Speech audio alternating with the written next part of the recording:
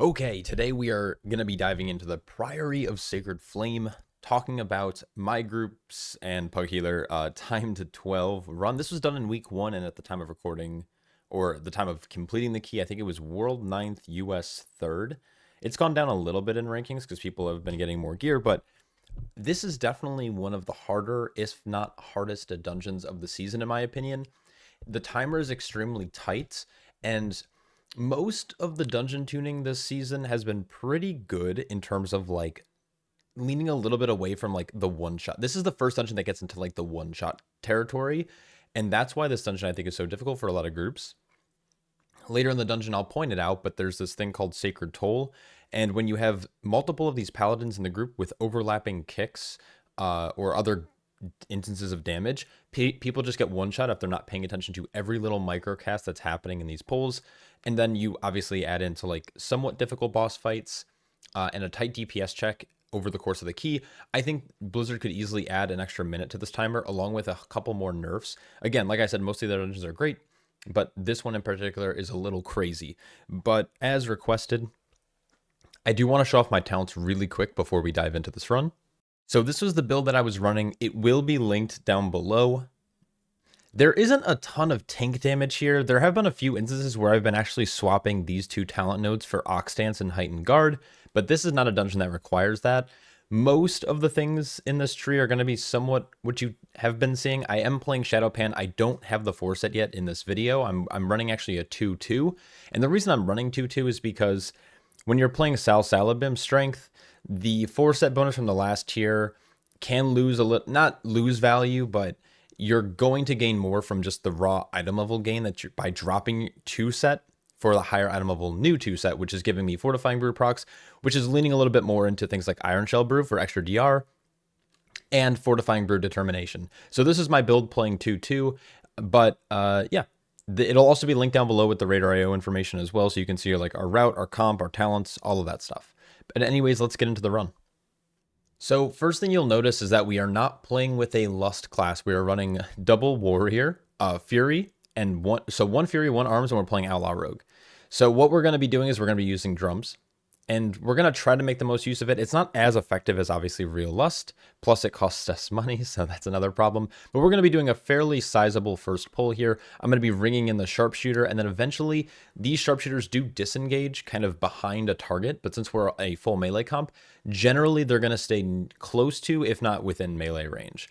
Our focus here is actually trying to kill the Knight, and then later on, we're going to focus on killing sharpshooters. Now, the rest of the run, we're going to really try not to pull any sharpshooters at all.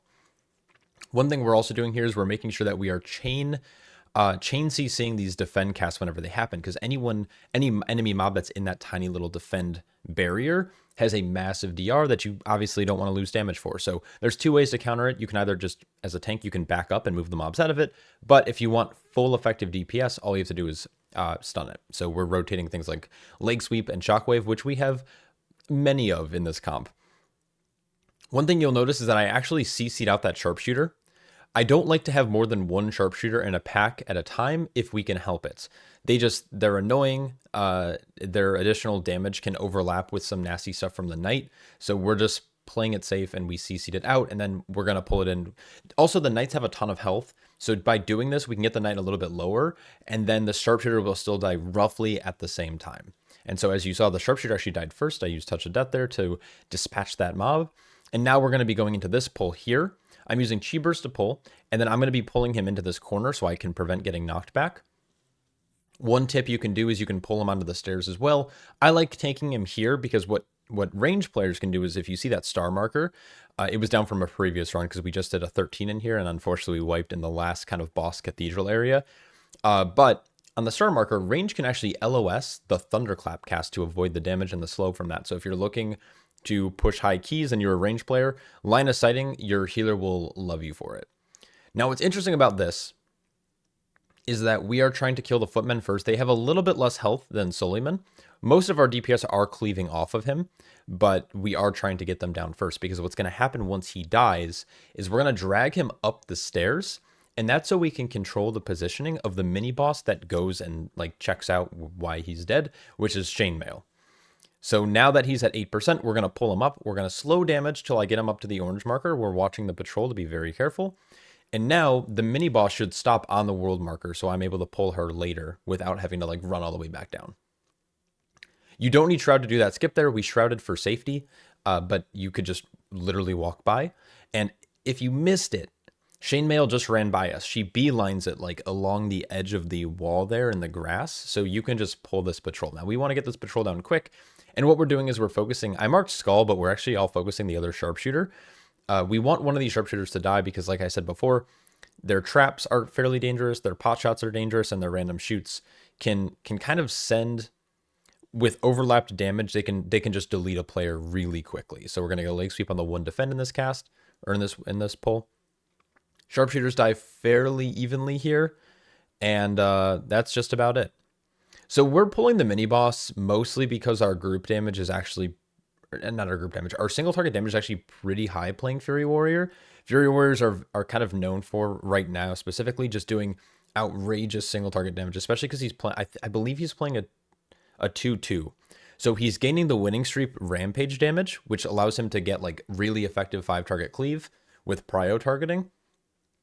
So we're pulling the mini boss. I know some people have mentioned where you can like lure them away and then skip them if you're fast enough, which is definitely a viable option, but not a fan. Anyways, now what we're doing with Shane Mail, because she has so much health, we are kind of just chaining her constantly with additional mobs. Now, the one thing we do need to be careful of is, as you can see here, because we're playing a full melee comp, her leap, her lunging strike, leaps on a random player, and then it cleaves everything around it. So we're constantly at all times getting this bleed. We try to spread for it to try to minimize that damage. The cleave isn't very large, but we all have to spread in different directions, which can make this pull a little obnoxious. Once that caster pack dies that we pulled underneath the tree, we are then chaining in another pull.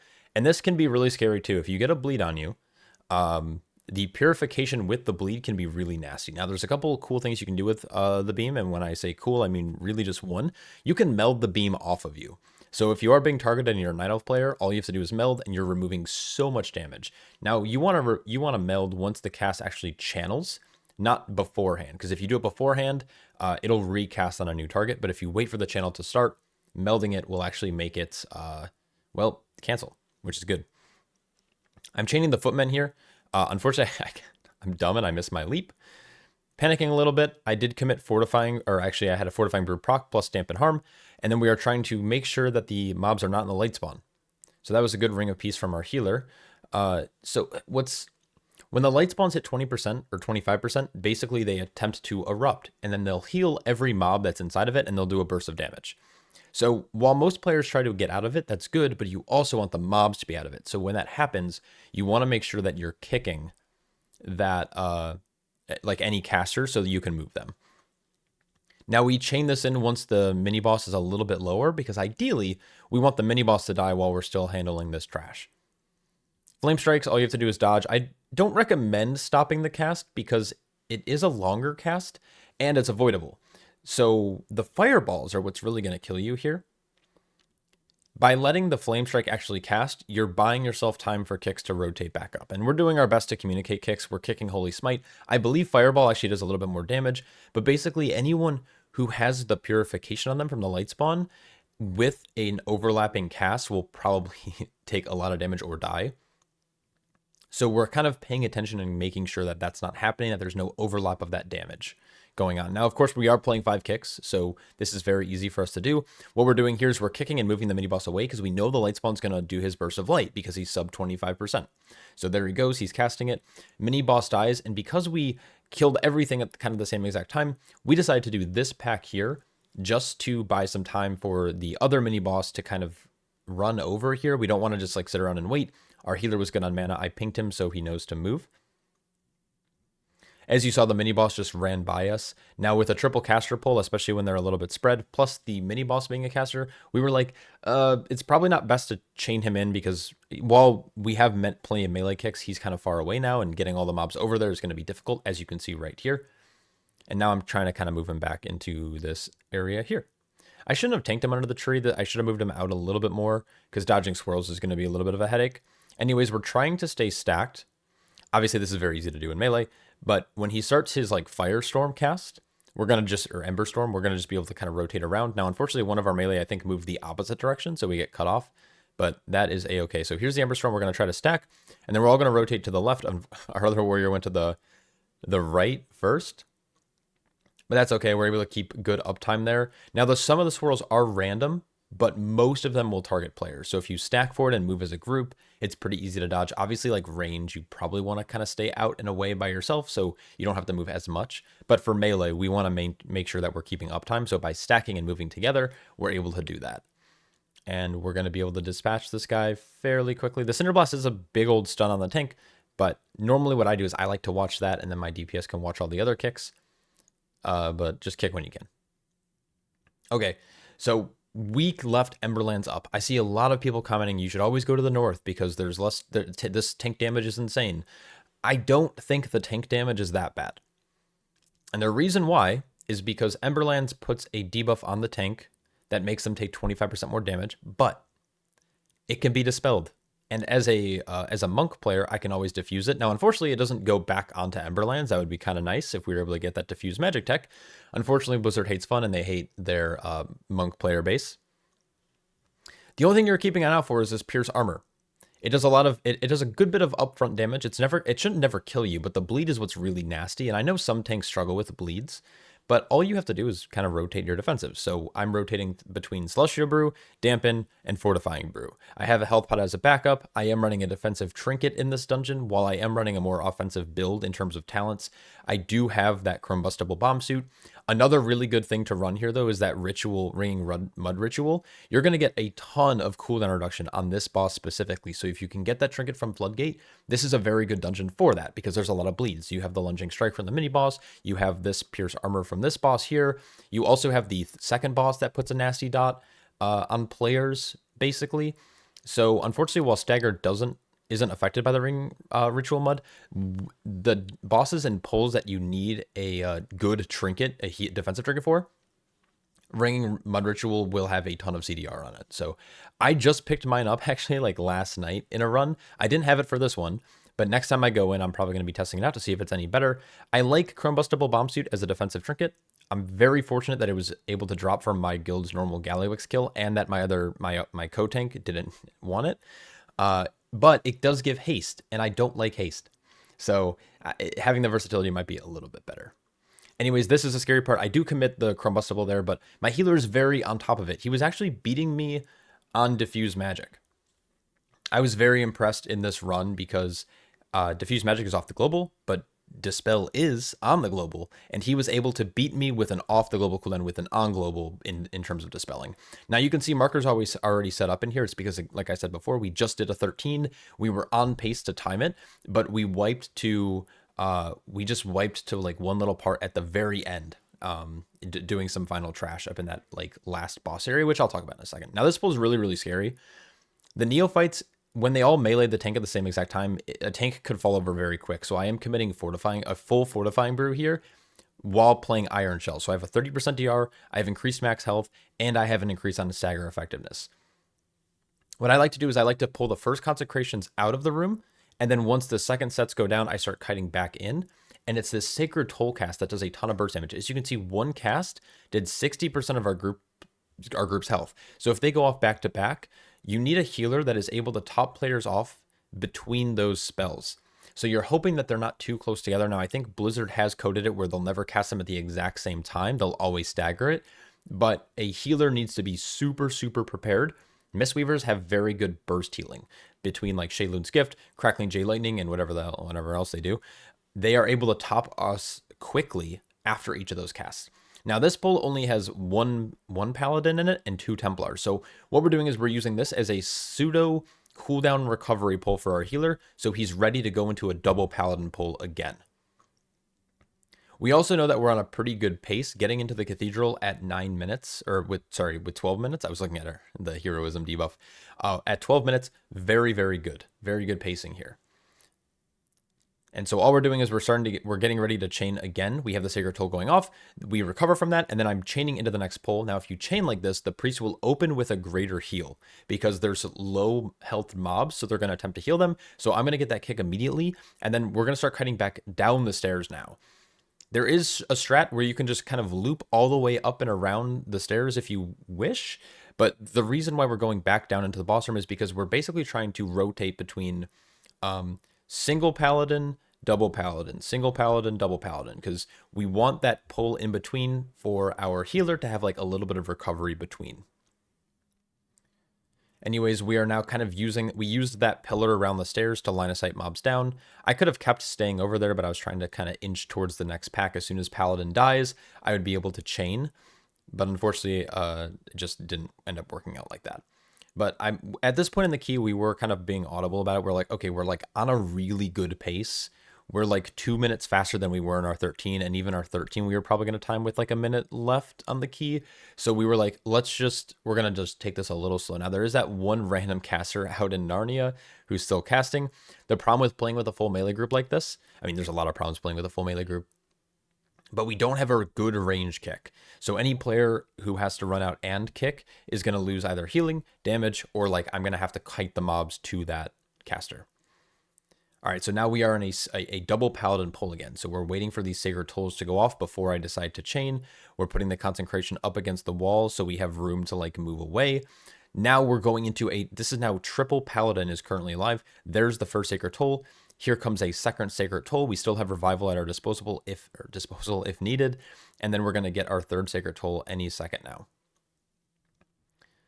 And that's pretty much it. So this is this area, and also the next area after this boss is the reason why this dungeon can be so difficult for a lot of groups, especially healers, because they are required to top people up before those sacred toll casts.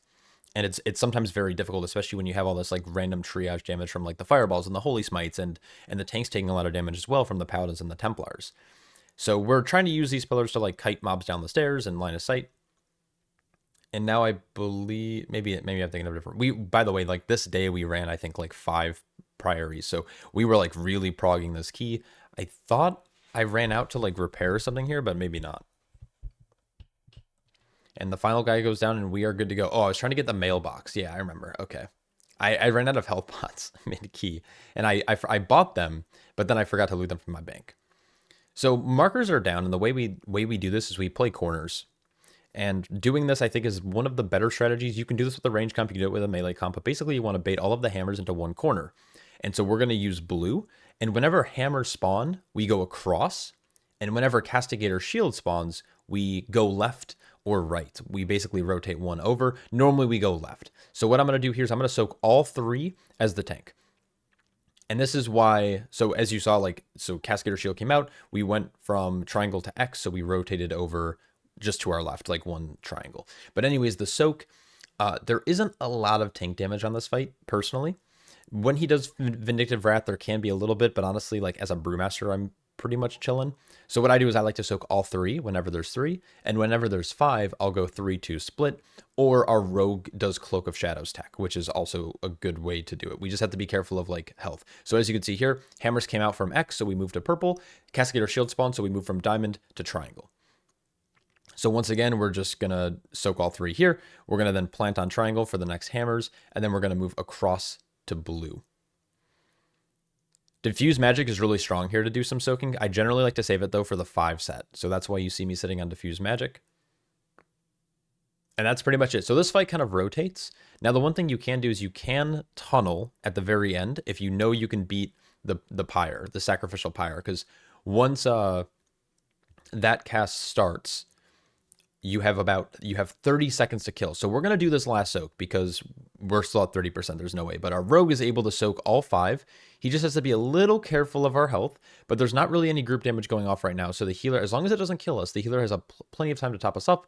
We had a bad bait on the triangle hammer. I'm not sure who was out there. I think our rogue was because he was doing soaks. But what he's able to do is he's able to just grapple. And he's like able to spam it over and over again. And so he's able to soak all 5. Then he cloaks off the debuff.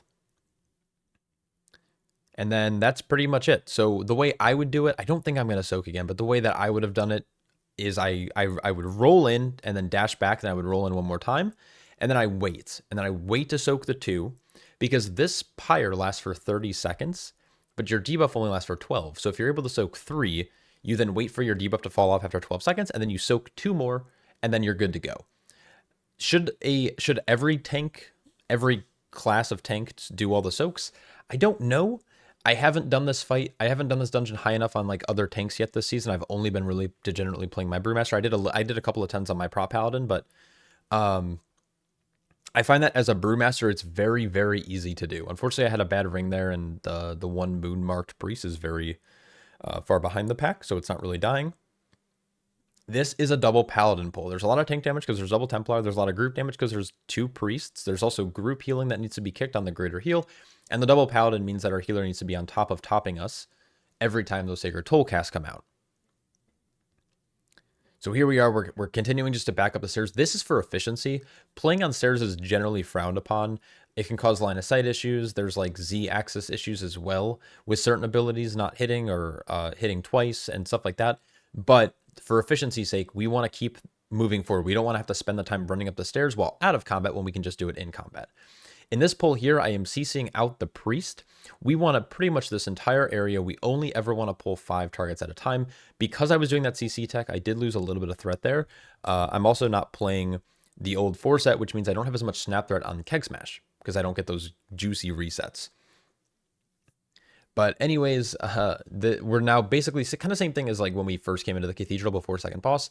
What I'm doing is I'm pulling towards the door on the first consecration, then I'm pulling back into the room. So we make this kind of like zigzag almost shape.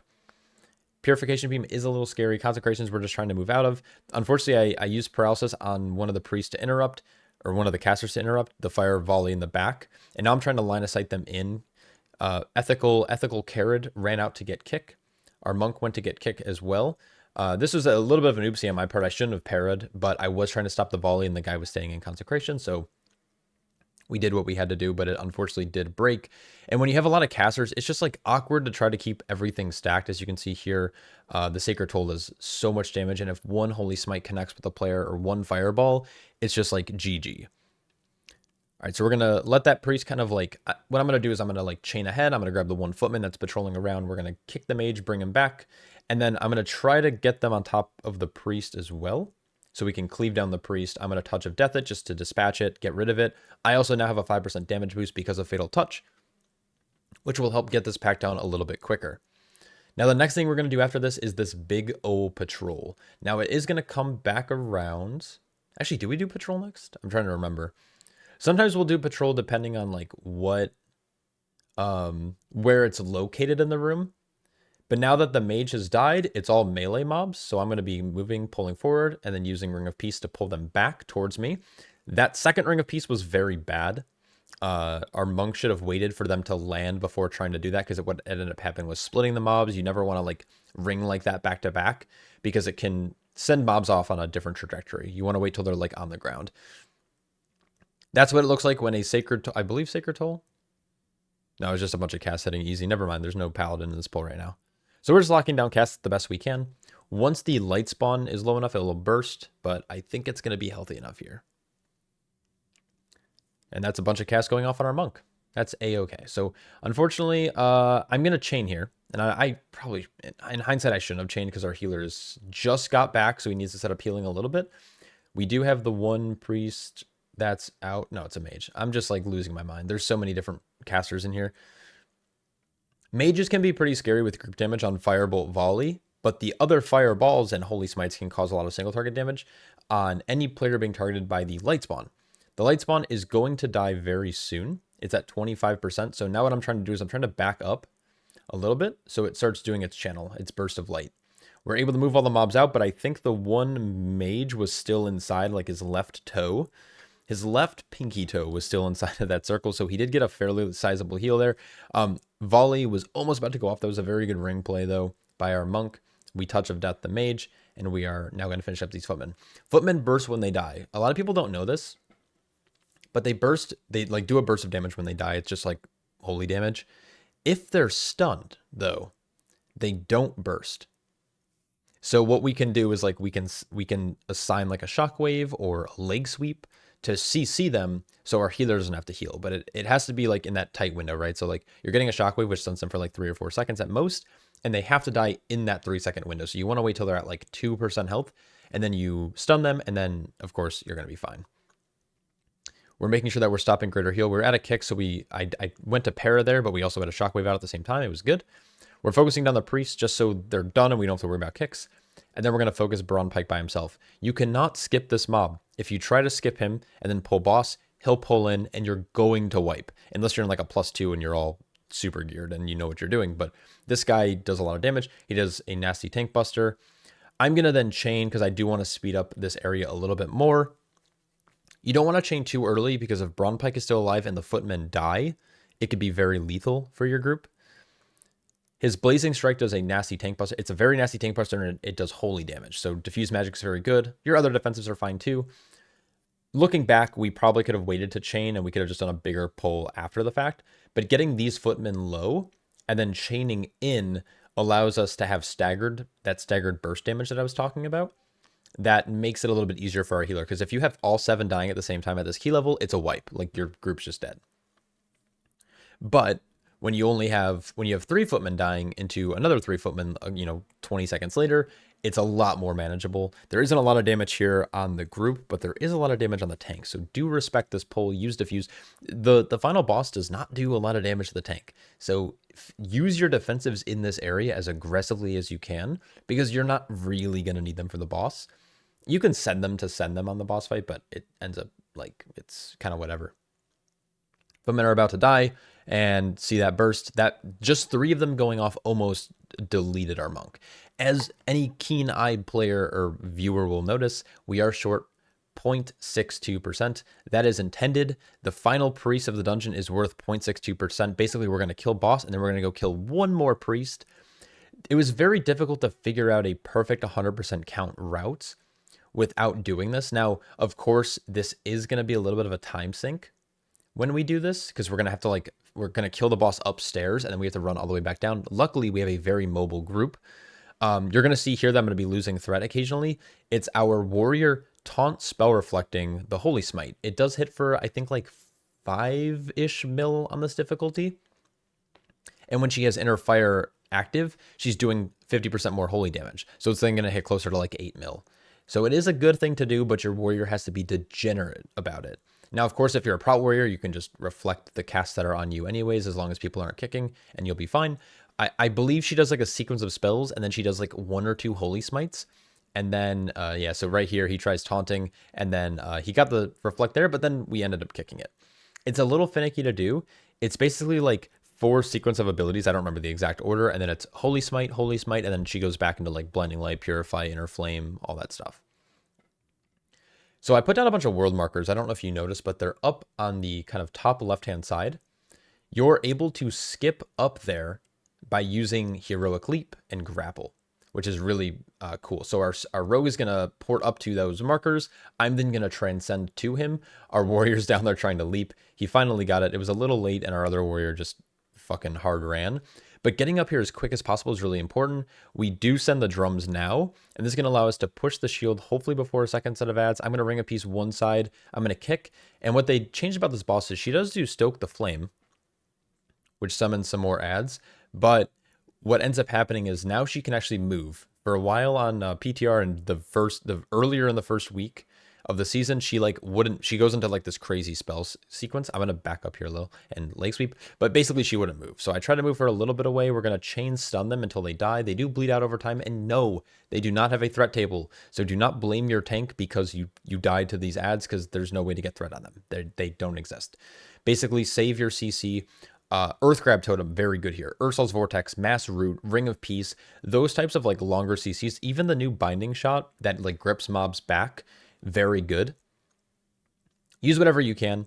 Anyways, this boss, it just repeats. Once you get through that intermission, this fight becomes very easy. I feel like you have more room up here to like move around. It's a little bit easier to kind of see you're not being like cock blocked by that like weird curved wall. You can actually kind of see everything that's going on in the room, which I really like. He taunts, and then we go into Holy Smite. I taunt back. We don't kick into Inner Fire, and that's pretty much it. But as you can see, like I have all my defensive still. This boss does almost nothing. You can like use Fortifying Brew as like a very small offensive ability if you really want to, like just for the extra special delivery. I'm going to CC out the Footman just so we don't have any extra tank damage. And now we are focusing on the Priest. if paladins were close to, if not one-shotting us with the Sacred Toll, I probably wouldn't do this strat. But what I like about this is that he doesn't cast Sacred Toll until this mob's almost dead, and it's only going to do 60% of our health, and we're just tunneling for kill. Like, we'll kill before the second Sacred Toll, so we don't even need to heal there. And that's it. That is a timed Priory of the Sacred Flame with 3 minutes remaining. Again, this was done in week 1. I'm really proud of our run. We aren't playing with our normal healer. So this was a pug healer at the very end here. So it was difficult playing without Lust. It was difficult playing it without a healer that we're comfortable with. But I'm really proud of what we were able to accomplish this week. I have a few more runs that I'm gonna be posting from our week 1, including like a 13 mother load and some. We got 12s across the board, so I'll try to get all the videos out. And then if you're looking for the kind of the comms from this run, because I was playing some DMCA music, I will probably I'll put them on Patreon for everyone if you want to go check out there. You don't have to pay or anything. I just want to put on there so I don't get demonetized. Anyways, thanks so much for watching. Let me know if you have any questions down below, and I will catch you all in the next one. Peace.